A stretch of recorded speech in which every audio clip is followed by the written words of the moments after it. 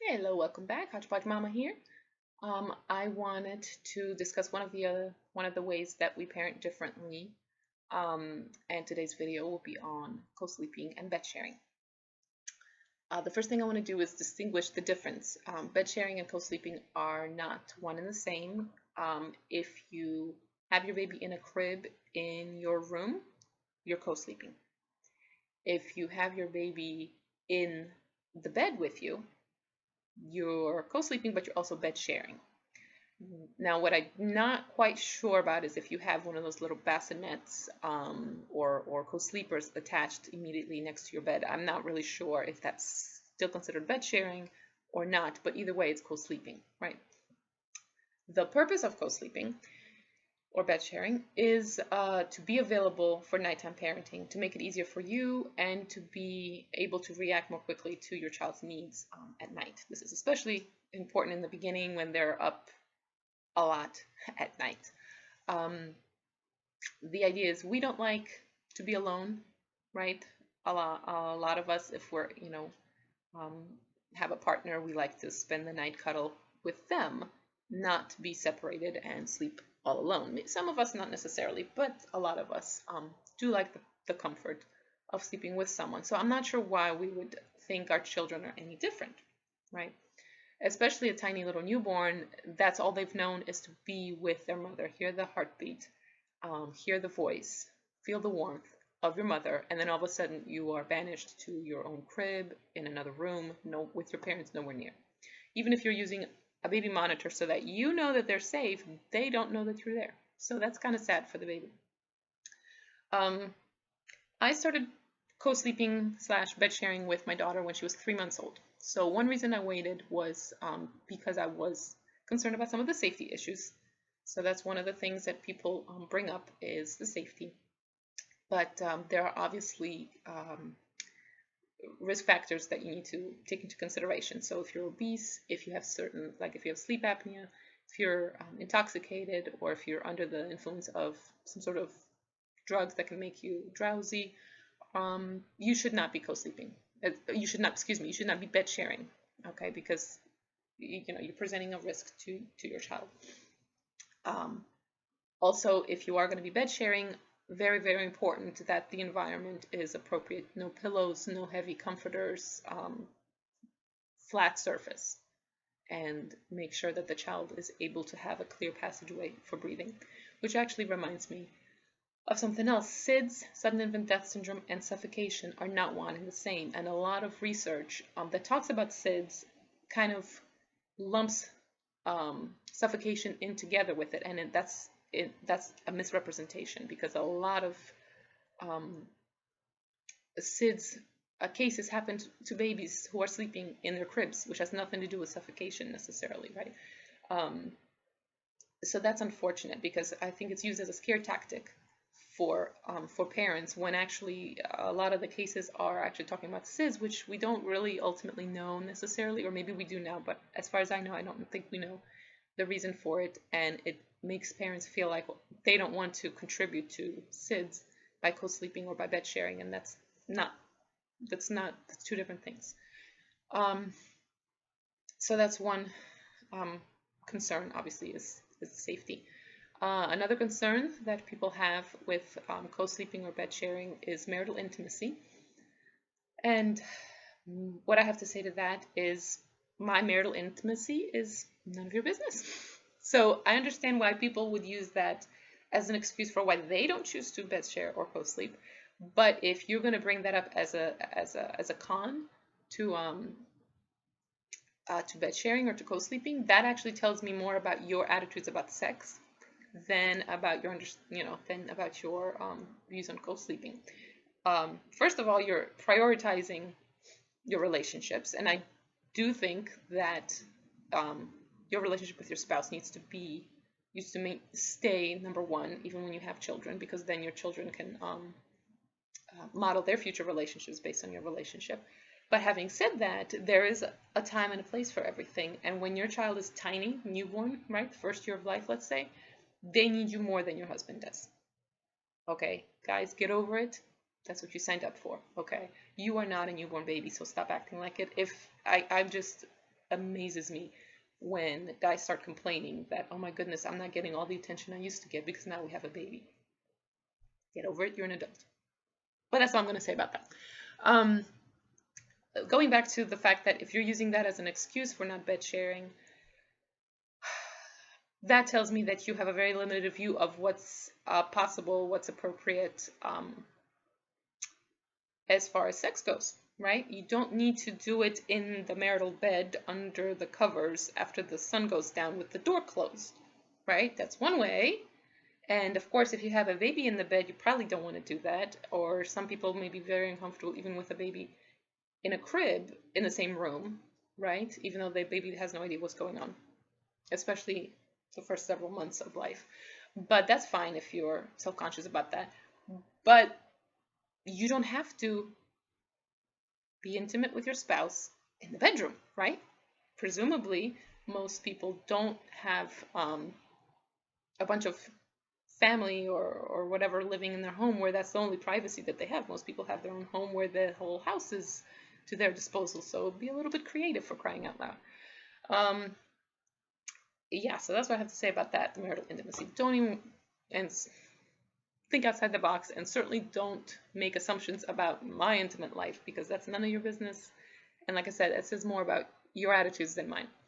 But let's move on to the pros. All right, we've talked about the cons of bed sharing, co-sleeping, but let's talk about the pros. Why would you want to do it? I alluded to a little bit in the beginning, because from the child's perspective, they are slowly learning to become independent of their mother, right, of their parents. That is not something you just drop a newborn into and like, there you go. Okay, I carried you for 9 months, now you're on your own. That's ridiculous. And I feel like a lot of parenting practices, that's exactly what they do. The child is not developmentally ready for that stage, but the parents just can't wait to get back to whatever kind of life they were used to before the child. You know, a child is not an accessory. It shouldn't be the child is an inconvenience. It should be your priorities need to shift for a time until your child is able to do things more independently. So that's kind of a pet peeve of mine, that parents really just can't wait to keep on. They don't think their life should change, their child should adjust to them, when really it's your responsibility as the parent to teach your child about the world, and you need to meet them where they are and be developmentally appropriate about it. And one of those ways is to not, banish them and isolate them in their own room, in their own crib, little bars, reminiscent of a little prison, so that you can just kind of like, baby's to bed, now I got my evening to myself, as if I don't have a child. You do still have a child. So even if you have a baby monitor, I'm not a huge fan of baby monitors for myself, because I don't like the idea of kind of delegating that responsibility to an electronic piece of equipment, because a lot of different things can happen that would make a monitor not dependable. And I want to be there in person to see that my child is safe. I've heard too many crazy stories about children being kidnapped from their bedrooms, right, with the parents in the next room. And I've heard stories of snakes sneaking into the house through like not sneaking in, but through the vents or something. I mean, those are obviously, they make the news because they're rare. Okay, I'm not saying that they're not rare, but they have happened, and so they could happen again. And the best way I can prevent that is to actually be where my child is, so that if there is some sort of danger, I'm already there and I'm ready to interfere with the problem, or intercept, or whatever. So what else? The snuggles, you can't beat the snuggles, right? As far as nursing, if you're nursing, this is the best, easiest way to go about nursing at night, because you don't need to get out of bed. You don't, like, if you're bed sharing, you don't need to get out of bed. You just need to kind of shimmy one side or the other. If you're flexible or whatnot, you can nurse from both sides, from both breasts, without moving yourself to the other side of the baby, or without moving your baby to your other side. Now that my daughter's almost 2, I am starting to feel problems with my back, because she's still nursing for comfort at night, and sometimes she goes through times when she doesn't want to get unlatched, and that's really uncomfortable for me. So I am kind of getting tired of the nighttime nursing. But even if we are able to, or when we are able to night wean, I don't see us moving her to her own room until she's ready. So basically, I envision at least a couple more years of our setup. And when she asks for her own bed or her own room, she wants to be a big girl, by all means, we will jump on that and encourage her, definitely. But we're not going to push her. I should just specify our setup is we have 2 mattresses directly on the bed, directly on the floor. We have carpeted floors.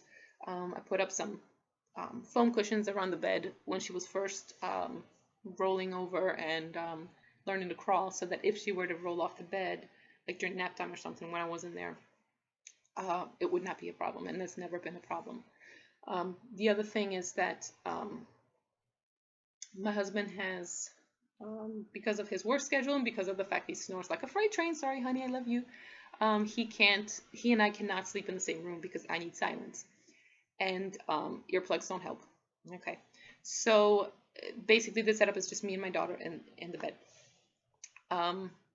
If we do end up having another child while she's still in the bed with me, right now the plan is to just bring the new baby in to join us once once she or he is big enough. I think I would still wait the first few months, just like I did with my daughter, because when they're so tiny that they're not even able to move their head, I would not feel comfortable with the 3 of us in the bed like that. But after that, I would. And then as far as sleep disturbances, we'll cross that bridge when we come to it. Right now, that's our plan. Right now, it's just my daughter right now, so no reason to anticipate what we'll do in the future. We'll see. But at any rate, so that is, there you have it. That is one of the ways that we parent differently. We co-sleep. My husband and I don't share a room for sleep. And my daughter and I do. We also, one other thing before I end, I don't like to waste space. I don't like the idea of having a room dedicated to nighttime activities. So in other words, just sleeping. And during the day, it's completely not being taken advantage of at all. I think that's a waste. So, and that's one of the pros of being able to co-sleep, is you don't need a separate room for the baby and a separate room for the parents or whatnot. We sleep in the same room that we use as a playroom, so there's no waste of space.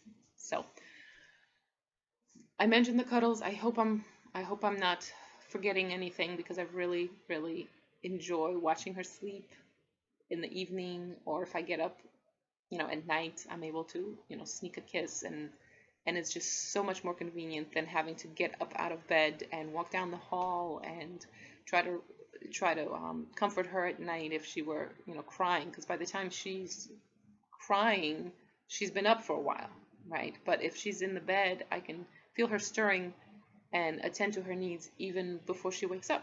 She never actually has to wake up, and I can continue sleeping while I'm nursing her laying down. So it's very helpful in that way. Obviously, if I had to get up and make a bottle of formula, that might put a damper on things, but in our case, I don't. What else? I feel like there was one other thing. Oh